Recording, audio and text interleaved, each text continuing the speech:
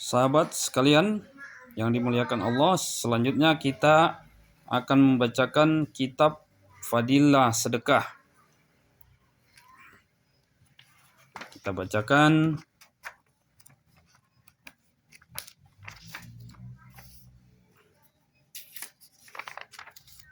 mengenai keutamaan menginfakkan harta.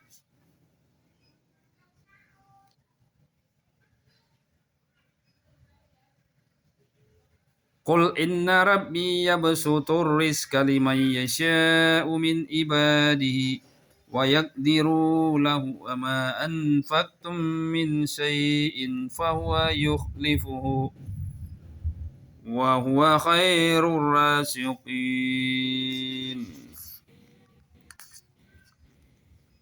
Katakanlah, sesungguhnya Tuhanku melapangkan rezeki bagi siapa yang dikehendakinya di antara hamba-hambanya, dan menyempitkan bagi siapa yang dikehendakinya.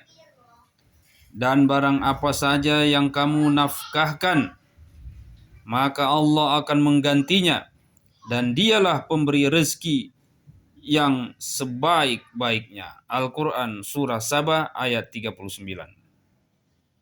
Keterangan: sempit atau lapangnya rezeki itu datangnya dari Allah Subhanahu wa taala. Lapangnya rezeki terjadi bukan karena kita tidak membelanjakan harta, dan sempitnya rezeki bukan karena kita banyak membelanjakan harta.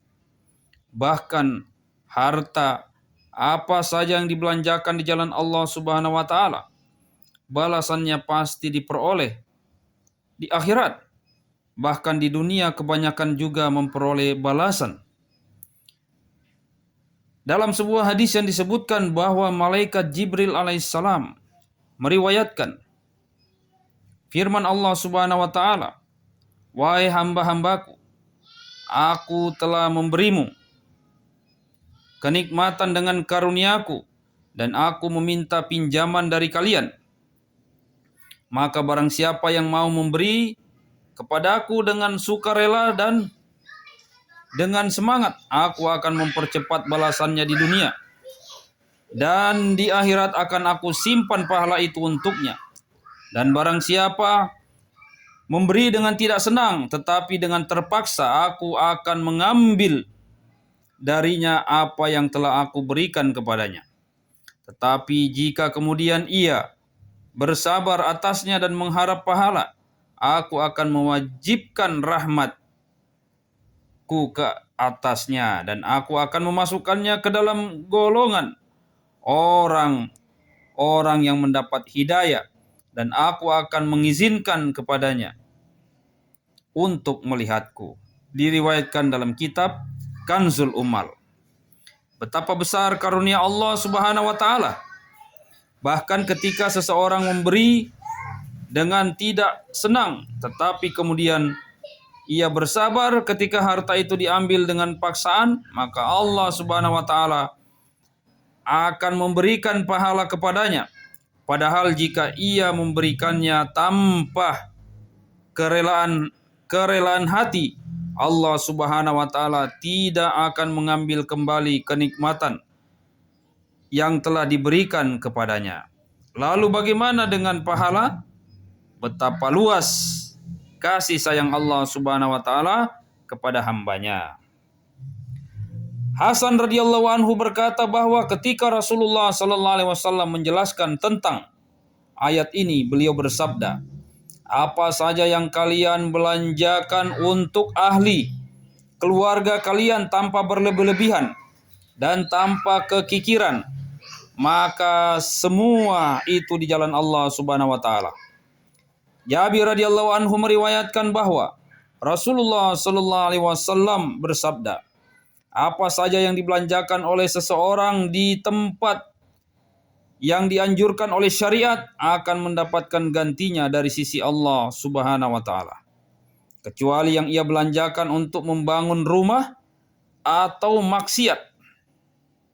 Jabir radhiyallahu anhu meriwayatkan dari Rasulullah sallallahu alaihi wasallam bahwa setiap kebaikan itu sedekah, dan apa saja yang dibelanjakan oleh seseorang atas dirinya dan keluarganya itu juga sedekah. Dan apa saja yang dibelanjakan seorang muslim untuk menjaga harta dirinya adalah sedekah.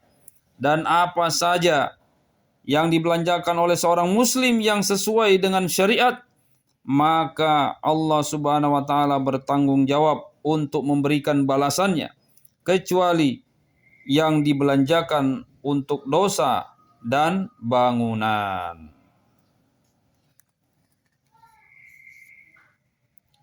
Hakim dan Tirmizi rahmatullah alaihi telah mengutip sebuah kisah dari Zubair radhiyallahu anhu yang akan diterangkan dalam penjelasan hadis ke-12. Dalam kitab Durul Mansur, Allama Sayuti rahmatullah alaihi mengutip hadis tersebut dengan lebih rinci dari Hakim dan Tirmizi. Tetapi ia sendiri mengutipnya dalam kitab Lalil Masnu'ah dari riwayat Ibnu Adi rahmatullah alaihi dengan ringkas dan memasukkannya dalam hadis ma'udu. Abu Hurairah radhiyallahu anhu meriwayatkan sabda Nabi sallallahu alaihi wasallam bahwa setiap pagi dua malaikat berdoa kepada Allah Subhanahu wa taala. Dan malaikat yang satu berdoa, "Ya Allah, berikanlah balasan kepada orang yang membelanjakan hartanya di jalan Allah." Dan malaikat yang lain berdoa, "Ya Allah, binasakanlah harta orang yang tidak membelanjakan hartanya di jalan Allah." Hadis ini akan dijelaskan dalam hadis kedua. Sesungguhnya pengalaman juga menunjukkan keadaan yang demikian itu, yakni bagi orang yang dermawan akan terbuka baginya pintu pemberian dari Allah Subhanahu wa taala. Sedangkan bagi orang yang bakhil atau kikir dan terus menimbun hartanya, kebanyakan akan turun bala dari langit, misalnya sakit, kecurian dan sebagainya, yang akan menghabiskan harta kekayaan yang telah dikumpulkannya selama bertahun-tahun. Harta tersebut akan habis dalam beberapa hari saja. Dan seandainya dengan berbekal amal soleh yang lain atau baiknya niat sehingga tidak perlu untuk menghabiskan hartanya, maka anaknya yang nakal akan menghabiskan dalam beberapa bulan saja harta kekayaan ayahnya yang dikumpulkan sepanjang hayatnya. Asma radhiyallahu anha berkata, Rasulullah sallallahu alaihi wasallam bersabda kepadaku, "Perbanyaklah membelanjakan harta dan jangan dihitung-hitung, karena Allah Subhanahu wa taala juga akan memberimu dengan dihitung-hitung sedikit, dan jangan disimpan. Nanti Allah Subhanahu wa taala pun akan menyimpannya dengan tidak memberimu. Belanjakanlah semampumu." Diriwayatkan dalam kitab Miskat. Semoga Allah Subhanahu wa taala memberikan kita kepahaman dapat kita amalkan dalam kehidupan kita. Sempurnanya majelis ini kita tutup dengan doa kifarat.